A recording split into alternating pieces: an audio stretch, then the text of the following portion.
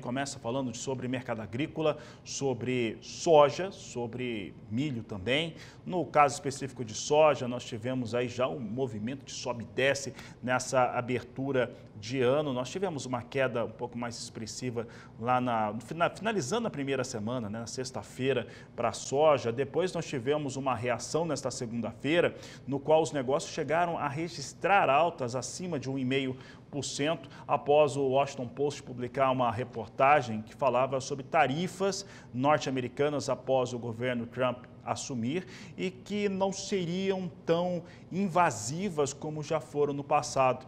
E que o Donald Trump, numa mídia social, ele negou tudo, acusou fake news naquela reportagem que tinha sido apurada, inclusive, com alguns assessores diretos do próprio presidente norte-americano. Mas, de qualquer maneira, isso mexeu com dólar, mexeu com grãos, mexeu com muita coisa.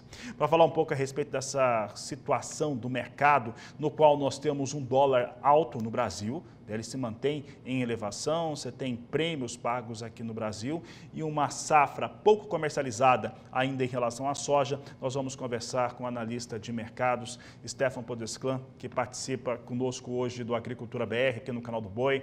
Stefan, obrigado pela sua participação. É a primeira nesse ano aqui no canal do Boi, então feliz ano novo, seja bem-vindo. Como é que você enxerga esse ano de 2025 em relação a essas alterações que afetam a economia internacional, partindo dos Estados Unidos e que, consequentemente, também impactam aqui a sojicultura, a agricultura brasileira, que está desenvolvendo as suas lavouras, assim como o Paraguai e a Argentina. Boa tarde, seja bem-vindo. Bom, boa tarde, Fabiano. Boa tarde a todos os espectadores. Que todos tenham 2025 aí de bastante prosperidade. E a gente realmente começou essa virada, né, de 24 para 25, foi bastante tumultuada, né? A gente teve aí questões climáticas, né? A última quinzena do ano de 2024, ela foi bastante seca na Argentina e na região sul do Brasil, especialmente o Rio Grande do Sul. Isso trouxe ali um estresse momentâneo ali para o mercado de óleo de soja, de soja como um todo, né? Grão, farelo, óleo, todo o mercado teve ali um momento de estresse, e olhando ainda que a gente vai ter aí, né, tivemos esses primeiros 7 dias de janeiro bastante quente e seco nessas regiões. Da mesma forma, a gente olha aí que as previsões estão colocando que os próximos 10 dias provavelmente também serão aí bastante quentes e secos nessas regiões, e isso de alguma forma tende a gerar alguma volatilidade para os mercados de óleos, né, de óleo de soja, farelo de soja, e também para o mercado de milho, né. Olhando para o mercado de milho também, a gente tem o Rio Grande do Sul, que já está aqui em fase de colheita, né, o milho primeira safra, ainda tem lavouras em desenvolvimento, parte da região sul, Santa Catarina, Paraná, também teve um desenvolvimento ligeiramente afetado, né, não são grandes perdas igual nós vimos em anos anteriores, mas a gente tem um pequeno movimento aí para o milho, que ele está mais centrado num patamar de acomodação, está bastante sustentado também por demanda interna. Enquanto para a soja tem essa questão da Argentina e do Rio Grande do Sul, que está adicionando um pouco de estresse, mas o restante do país, o restante do Brasil em relação à safra de soja vem vindo muito bem. E isso causa uma pressão, né? Isso acaba pesando mais nas cotações aí internacionais, no cenário doméstico também. A gente teve uma pequena depreciação do dólar nesse início de semana, o real acabou tendo aí um pouco de valorização, o mercado está bastante aí turbulento em relação ao no que ele vai se orientar.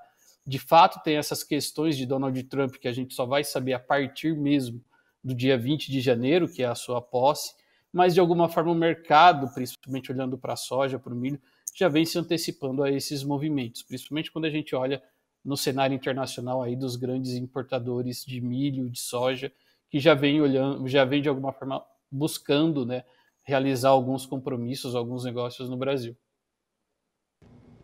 Stefan, por falar em negócios, a safra brasileira pouco comercializada, safra de soja mais propriamente dita, e como você disse, né, nós temos um bom desempenho de lavoura até o momento na maior parte do Brasil. Se apresentarmos alguma quebra no Rio Grande do Sul, por conta dos fatores que a gente tem em relação ao fenômeno climático. Talvez a Argentina perca um pouco, mas nada deve, pelo menos os dados climáticos, nada mostra algo parecido com o que aconteceu há 2 anos, né? Quando aí sim nós tivemos uma quebra muito forte na Argentina, reduzindo mais do que a metade da sua produção, no Rio Grande do Sul também. E num cenário como esse, com uma safra pouco comercializada, como é que fica a precificação e a cobertura desse custo dessa safra brasileira? Os dados que a gente encontra aqui no canal do Boi, que a gente teve acesso desde o final do mês de dezembro do ano passado, está entre 55 milhões, na melhor das hipóteses, 60 milhões de toneladas vendidas. Esses números batem no seu entendimento? É muito, é pouco? Como que você avalia? Olha, Fabiano, a gente tem que olhar também para o produtor, tem que estar atento ao que aconteceu com os últimos 2, 3 anos. Mas vamos focar nos últimos 2 anos, que nós tivemos grandes perdas de safra, uma na Argentina, uma perda de safra no Brasil, e isso não teve nenhum efeito sobre uma queda de preços, principalmente daqui para frente, que é o momento que a gente já está vendo a safra brasileira em andamento de colheita. Hoje, né, se a gente olhar o produtor base Mato Grosso, vamos colocar, ele ainda tem preços acima de R$ 105 a saca para fazer comercialização. Um efeito desse preço é muito voltado aí, atrelado ao comportamento do câmbio. Porque quando a gente olha para Chicago, né, ano passado a gente tinha Chicago num patamar mais alto do que esse ano, só que os preços ano passado estavam mais baixos, porque também a gente tinha um câmbio mais baixo. Então, na equação, né, o que a gente vê daqui para frente, o produtor tem que estar atento, sim, a essa questão da comercialização. É uma safra que está pouco comercializada. A gente vai ter um volume grande de soja que vai chegar no mercado, isso vai trazer elevação de frete. Acho que um outro ponto a ser destacado também é que a gente está com um desequilíbrio nos preços de combustíveis no Brasil por conta dessa alta de dólar, né? A gente tem uma defasagem de 20 centavos, 20, 25 centavos por litro no preço do diesel, que precisaria traçar uma